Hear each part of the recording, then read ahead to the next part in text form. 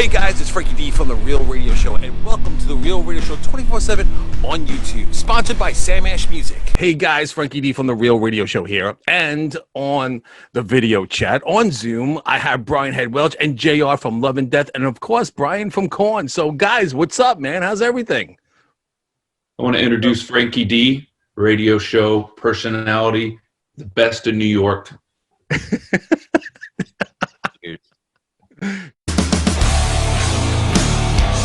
Cheers. Cheers. Where's my camera? Cheers. Guys, cheers. Congratulations. Down. Great video from the album Perfectly Preserved. Guys, I'll start with JR. JR, Perfectly Preserved. Where did that name come from, man? That came from a lyric of the first song on the record when we were writing with Keith. He was one of the writers from Breaking Ben. And he wrote a lot of lyrics with us on this record, and that was just one of the lyrics in the song. And I think Brian was the one that heard it and was just like, that's the name of the record, you know, like it really just stuck out to us. Right. Yeah, Brian? yeah, just to clarify, his name's Keith Wallen. He plays guitar and sings, and Breaking Benjamin does background vocals, and he even sings a song live or something. But he co-wrote 3 songs with us. He really brought the fire to the project. I feel like those are some of our favorite songs, actually, those 3 that he brought. And he wrote that song. He didn't even think it was good. He asked our producer, he's like, is this any good? And we're just like, shut up, man. And when I heard the line on one of the songs, it says, perfectly preserved, I follow you to the unknown. And I heard that and I was like, that is a lyric. That sounds so perfectly preserved stood out. I was like, we got to call a record that. I like that, man. I love that. Sounds great, man. So 8 years since you guys came out with an album, man. I mean, between all that, JR filled in for Monkey on a couple of KoRn tours. You know, Brian, you know, your documentary, Loud Crazy Love, I seen it. It really hit home. You know, it was emotional roller coaster. So you and your daughter did a phenomenal job. So God bless you on that. Right on. Thank you. Well, you know what? I was thinking about Brian. I figured maybe you, me, and JR, we could do like Daddy Daycare and create our own, like, you know. Wow. Who would be in charge, JR? Well, you know, me and you and JR, you know, like like the Eddie Murphy movie, you know, Daddy Daycare. You know, what do you think? Yeah. I want to be Tom Selleck. You want to be Tom Selleck? Wasn't he in Daddy Daycare? No, man. Where'd you come up with JR? What's the matter with him? Isn't that Magnum P.I.? Isn't that Selleck? You guys are both high. Hold on. Daddy Daycare. I'm looking it up right now. Look at it. Oh, you're right. It's Eddie Murphy, Steve Zahn, Jeff Garland. Okay, what's that movie that had where they watched the babies? I mean, that was Daddy Daycare. No, 3 Dads. That old movie, Tom Selleck. My 3 Sons from back in the day. No. All right. You know what? Ask JR a question. I'll have your answer right now. Oh my word. JR, how do you deal with him, man? How do you deal with him? You know, I just watch it. Wait, I got something. Okay, listen. First of all, I just want to tell the fans, Love and Death is doing a live video stream February 12th. So go on their website and check it out. There's going to be a link where you can purchase tickets. There's different VIP packages, so I think that's really cool. My question on Facebook was to some of the Love and Death fans and Stryper fans. Should Love and Death and Stryper do a one-off, one show only in 2021 together? Andrew Scott from Christian Metal Group says, I love the idea. Okay. Ozzy Knox from Christian Metal Group on Facebook. Yes, please. Both brilliant. Facebook Stryper Group. Sam Painter works for me. And also Madonna lesson from KoRn's fan page, 2 thumbs up. Nice. I used to listen to Striper when I was like 10, 11, 12, and I loved them. I loved all those bands like Motley Crue, Rat, Striper, Dio, The Harder Stuff, Maiden. So yeah, I know those guys, especially Oz. I know Oz better, and they're awesome guys too. So, but Love and Death's never going to play a show live on the road. So, JR, what do you know that we don't know? I mean, you know, you're just absorbing all this. You're speechless. Your facial expressions. What, man? I'm finding out in the interview as well, like you are. So JR doesn't even know what a Striper is. He's like 19 years old. So no, I listened to them when I was younger. Yeah, like to hell with the devil.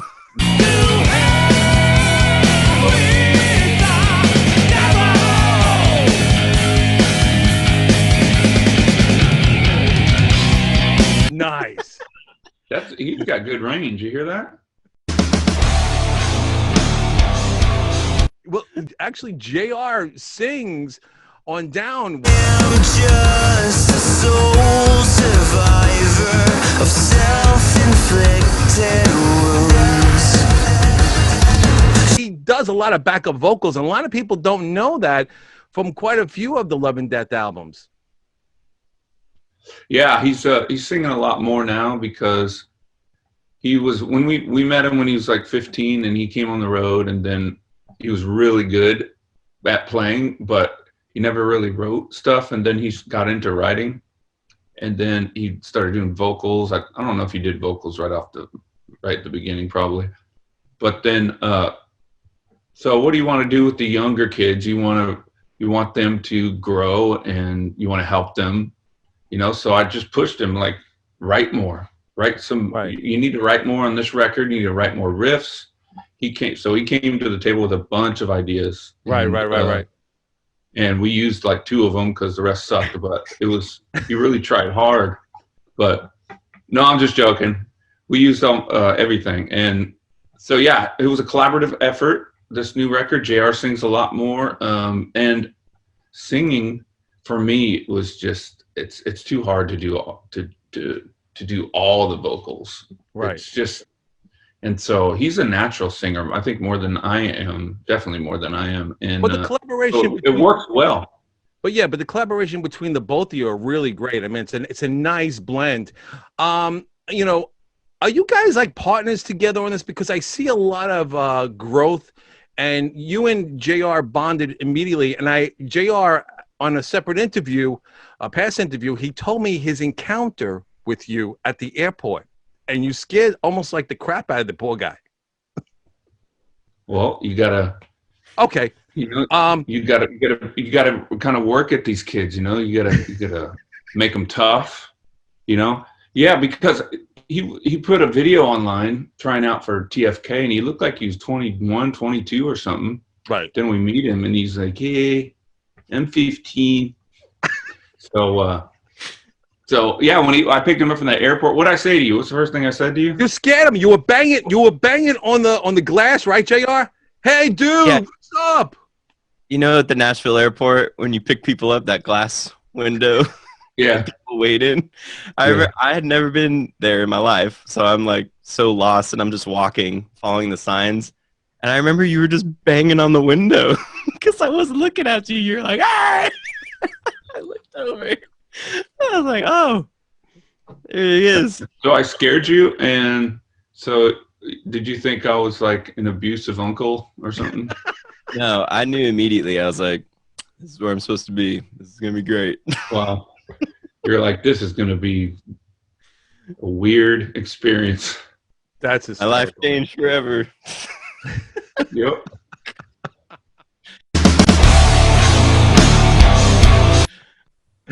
That's crazy, man. That's crazy. And check it out. His favorite band was Pillar. And so I got the drummer who was in Pillar at the time to come down And he just walks in, and I look at JR just to see his reaction. He's like, "Oh my god, it's JR." It was so awesome. He was 15 then. Remember? You were 15 then. Wow. Yeah. Because you turned like 16 like 2 weeks later. That is so funny. That is so It'll funny. be 10 Quick years. question I want to ask you guys. Okay. I'm going to start with Brian, then I'm going to go with JR. Brian, what's the weirdest thing a fan has ever done for you? Ooh, for me? Yes. I should have thought about that more, but Yeah, I'm trying to think too.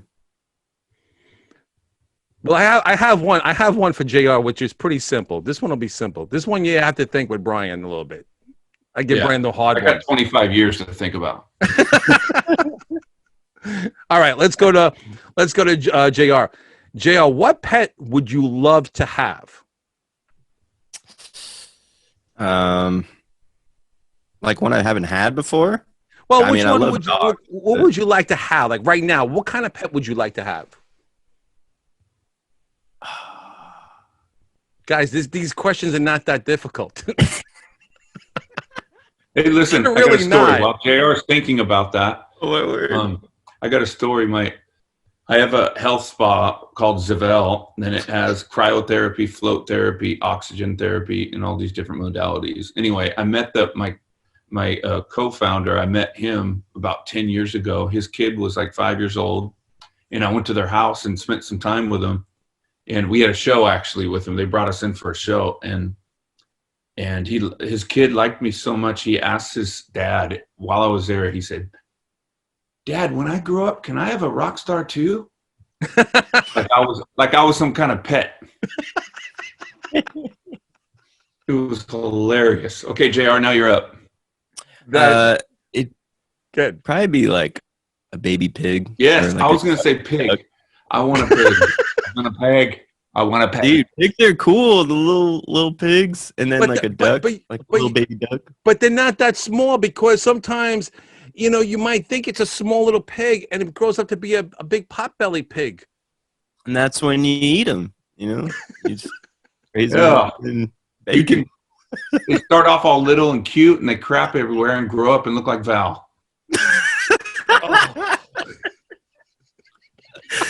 That's our former bass player. Oh man, I remember Val. Great guy, really cool guy. All right, But listen, I don't think pigs can be potty trained. They crap everywhere. They're did you have an experience with a pig before? What? What'd you say? Did you have experience with a pig before? Well, no, but my daughter knows all about. Sorry, JR. My daughter knows all about like pigs and animals. I mean, and pets, and so yeah, it's pretty cool. So he tells me everything. So last time I talked about we talked and you were talking. What you got there, man? What is that? Anything cool? It's a jar. Are you in a hospital? I can't. Like you're in a hospital in Russia. You guys I had are a rough crazy, man. Christmas, so You yeah, I'm guys in the are just hospital, crazy. but I check out tomorrow. You guys are great. Like, So how's everything going far as any new development with the break off from the documentary, with you and your daughter. You guys have a stronger relationship now, which I think is really awesome. So where is everything at now right now? It's pretty messed up, It's there's been JR is cracking up through the whole interview. Dude, you know what? sorry. All right. Hold on. I'm going to stop it. JR, right now, JR, give us 3 push-ups. Right now. 3. Give us 3 push-ups. He's like the wise guy in the class. Come on, give us 3. Yes. I don't think you can do 1, 2, 3. He's not really doing them. Good job. You know what? We Thanks, got to man. teach this kid, Brian. He's like making the kid, faces. He's Oh my like the God. kid in the classroom that causes problems. We know Yep. his type now. He's been like that since he was 15 years old. That's why there's all kinds of issues with Love and Death, and we don't play live. Anyway, no, okay. To make it serious, yeah, things are good. Since the movie, we go out and speak places, and Janae is going to speak at a college next month, That's great, man. and so yeah, it's really cool to get to play the movie and then just talk to people, and it's available on all platforms. Yeah, I just for rent and all that. Yeah, I just wanted to talk about that really quick. So JR, you're a solo project. You got quite a few. You've been doing a lot of work on the side, guitar work. Share some of that with us, man. Yeah, a lot of stuff I do like from home with the guy who produced our record, Joe Rickard. I'll do a lot of stuff with him, like stuff he works on, because he does mixing and writing and stuff for bands full time with Howard Benson out in LA. And so he'll send me stuff to track guitars on or write and do stuff with. So I do a lot of that from home. And then I'm also in spoken. So Great project. we've been writing a new record as well, and been doing stuff with that. So, and then this year we finished up the Love and Death stuff. So I've actually been pretty busy this year, actually. Awesome. Thankfully. Was Matt Faird upset that you left spoken for Love and Death? Dude, he is so funny. Like, he truly values like the importance of like you as like not being harassed by people, like random people get your number and stuff. And so he's like, hey, do you have Brian's number? I'm like, why don't you have it? He's giving it to you. He's like, I feel weird having it in my phone. In case anyone asks me for his number, I can truly say I don't have it and I can't give it to them. Like, and then he said he got your number, man, and like hit you up once, and then he just deleted it. Wow. I don't use phones anyway. I think when they came into the world, they've ruined everything. So I just turn mine off and live my life. I like that. Good. I like that. All right, guys, really quick, because I know you guys are really busy, and I appreciate it. You are busy. You are busy.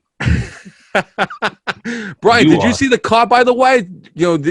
Jay, did you send him the car, the picture of the car of Love and Death on the side? I think, did I send you that email? No. Oh, I'm sorry. I sent you 3 push-ups. Say it again, Brian. What? 3 push-ups. Again? But you didn't send it to me. All right, I did. Gotta resend it to him. All right, Brian, did KoRn ever open up for Kiss? Yes, we did, at least once in France, and I was there. We went on right before them, and I remember Kiss they were doing a photo op for meet and greeters and other bands and stuff, and so they got all their heels and their makeup and everything. They're 10 feet tall, and we said, let's just take a picture with them. Why not? They're all made up. So all of KoRn went and took a picture with them first, and we said what's up to everybody, because we know a few of them in the band or whatever, but I don't know them. I had been out of KoRn for a long time when that happened. That was 2013, and I had just joined back, and I hear this voice say, "So, are you the Jesus guy in the band?" And I look up to this guy, and it's Gene Simmons, and I said, "Yeah." And he goes, Jesus was Jewish. And I said, "Yes, he was." And then we turned around and took a picture. Brian, his new workout video, how to get abs in 2 weeks. I do, I've had some flabby abs my whole life, and so I found a technique that really does work and gives you a 6-pack. So I've been working out on that. Okay, so can you show us one of the crunches, one of the techniques? Because all us guys out there, okay, there you go.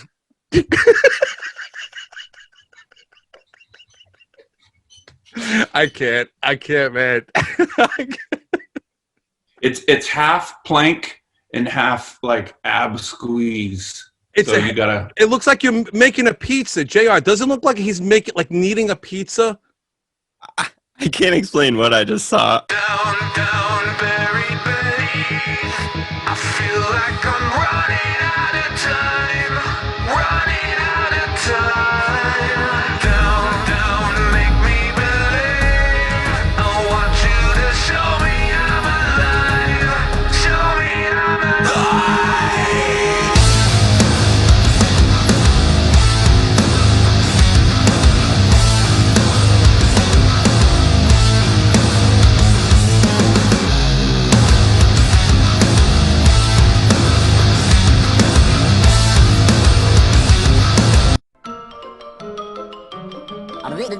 That's all, folks.